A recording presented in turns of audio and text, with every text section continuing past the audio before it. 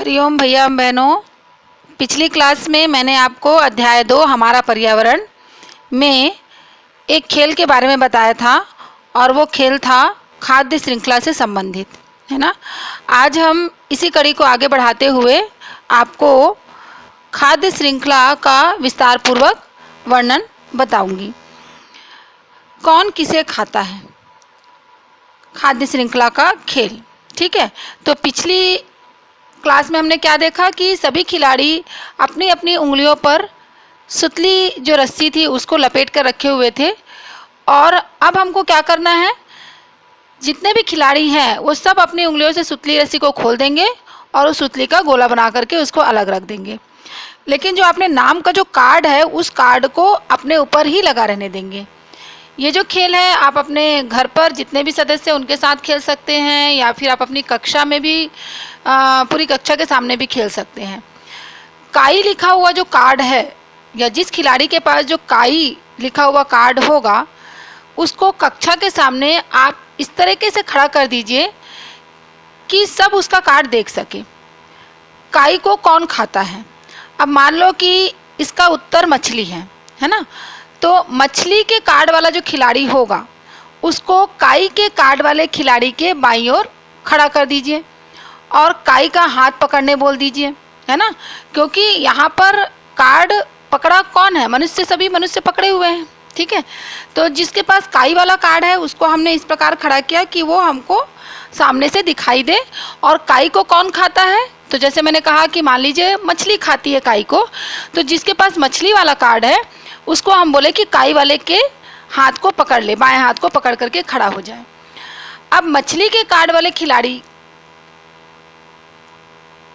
या मछली को कौन खाता है ना, तो मछली को इसके कई उत्तर हो सकते हैं कि मछली को कौन खाता है। तो मछली को मान लीजिए हमने कहा कि मनुष्य खाता है ना, तो अब मनुष्य के कार्ड वाला जो खिलाड़ी है वो मछली के कार्ड वाले खिलाड़ी का हाथ पकड़ लेगा।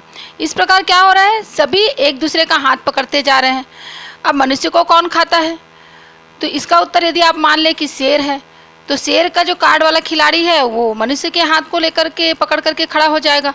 तो क्या देखते हैं यहाँ पर कि सभी एक दूसरे का हाथ एक के बाद एक पकड़ के, पहला दूसरे का, दूसरा तीसरे का, तीसरा चौथे का, इस प्रकार सभी एक दूसरे के हाथ को पकड़ करके खड़े हुए हैं। तो ये जो बना वो बना खाद्य श्रृंखला।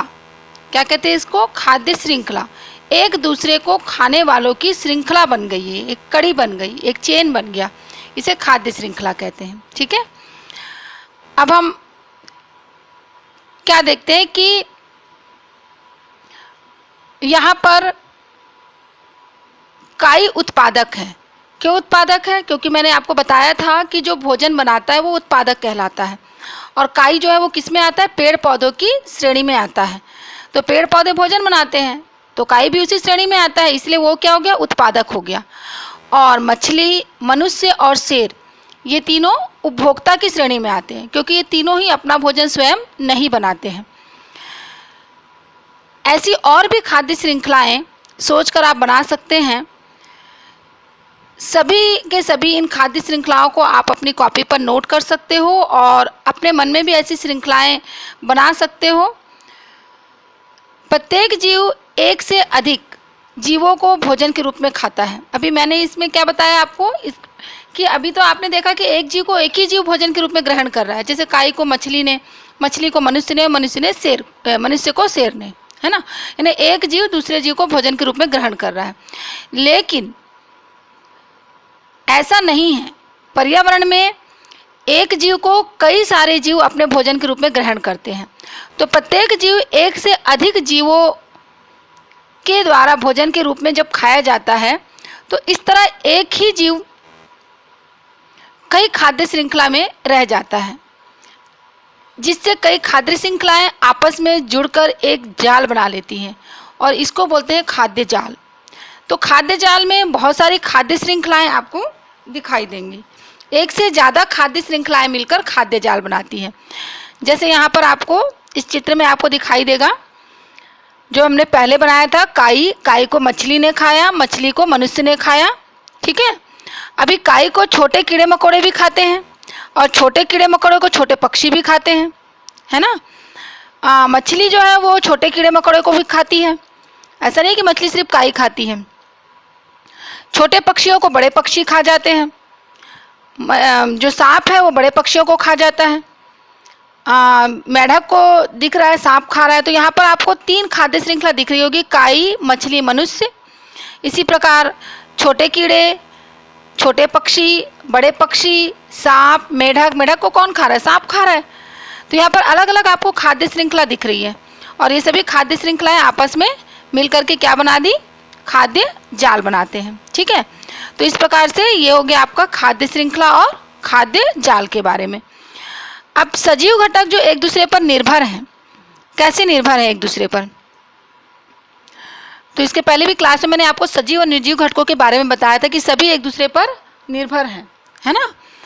सजीव निर्जीव पर निर्भर है और निर्जीव सजीव पर निर्भर है। यहाँ पर मैं आपको बता रही हूँ कि सजीव घटक सजीव ही सजीव पर किस प्रकार निर्भर है। तो दैनिक जीवन में बहुत सारी ऐसी वस्तुएं हैं जिनका हम उपयोग करते हैं। इनमें से कुछ तो हमको पौधों से प्राप्त हो जाता है और कुछ हमको जंतुओं से प्राप्त होता है। आप स्वयं सोचिए कि पौधों से आपको कौन कौन सी वस्तुएं प्राप्त होती हैं और जंतुओं से हमें कौन कौन सी वस्तुएं प्राप्त होती हैं, और आप उनकी एक लिस्ट बनाइए कि आपके दैनिक जीवन में कौन कौन सी ऐसी वस्तुएं जो आपको पौधों से प्राप्त हुई हैं और कौन कौन सी ऐसी वस्तुएं जो आपको जंतुओं से प्राप्त हुई हैं। ठीक है, भोजन के अलावा अन्य चीज़ों के लिए जंतु किस पर? भोजन के लिए तो निर्भर हैं ही पौधों पर वो, लेकिन उसके अलावा जंतु पौधों पर और किन चीज़ों के लिए निर्भर हैं? जैसे पक्षी अपना घोंसला कहाँ बनाता है? पेड़ों पर बनाता है ना।